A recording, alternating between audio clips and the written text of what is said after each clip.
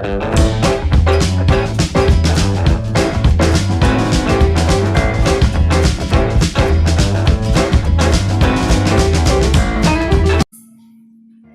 Friends, இன்னைக்கு நம்ம சிம்பிளா குயிக்கா தக்காளி சாம்பார் எப்படி செய்யலாம்னு பார்க்கலாம். நான் வந்து ஒரு 100 பருப்பை எடுத்து நல்லா ஒரு 10-15 நிமிஷம் கழுவிட்டு ஊற வச்சிருக்கேன். ஒரு 5 தக்காளி எடுத்து ரஃபா சாப் பண்ணி எடுத்து வச்சுக்கணும். ஒரு 2 வெங்காயம் சும்மா ரஃபா சாப் பண்ணி எடுத்துக்கலாம். ஒரு 10 பச்சை மிளகா, ஒரு பூண்டை வந்து உரிச்சு எடுத்து வச்சுக்கலாம்.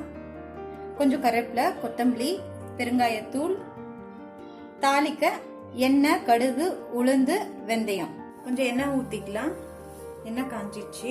அப்புறம் வெங்காயத்தை போட்டுக்கலாம். பச்சை மிளகா, பூண்டு எல்லாத்தையும் நல்லா கொஞ்சம் நேரம் வதக்கிக்கலாம். இப்போ வெங்காயம் நல்லா வதங்கிடுச்சு. நம்ம தக்காளியை வந்து ஆட் பண்ணிடலாம். ஒரு அரை டீஸ்பூன் மஞ்சள் பொடி, கொஞ்சம் பெருங்காயத்தூள்,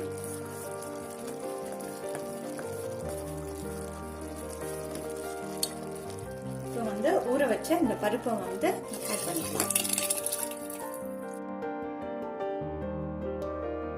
இப்போ இந்த குழம்பு வந்து நல்லா கொதிக்குது. இதுல வந்து நம்ம உப்பு போட்டு குக்கரோடைய லிட் போட்டு க்ளோஸ் பண்ணிடலாம். 3 விசில் விட்டு இறக்கிடலாம்.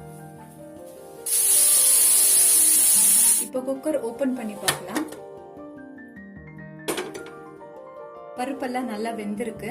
இப்போ இந்த தண்ணியை வந்து நம்ம செப்பரேட் பண்ணிட்டு இந்த பருப்பு வந்து நம்ம கடைஞ்சி எடுத்துக்கலாம்.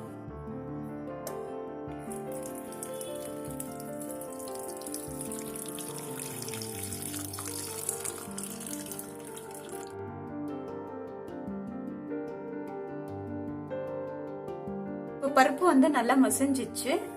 இந்த பருப்பு தண்ணியை வந்து நம்ம இதுல ஆட் பண்ணிடலாம். கொஞ்சம் எண்ணெய் விட்டுக்கிறேன். தாளிக்க கொஞ்சம் கடுகு, உளுந்து, வெந்தயம், ஜீரகம், 2 காஞ்ச மிளகாய், கொஞ்சம் பூண்டு,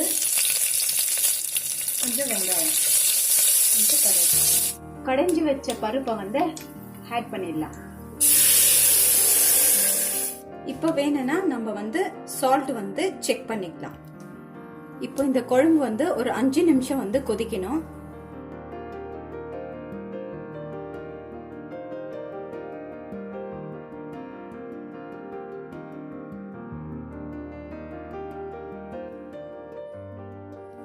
சுட சுட தக்காளி சாம்பார் ரெடி ஆயிடுச்சு.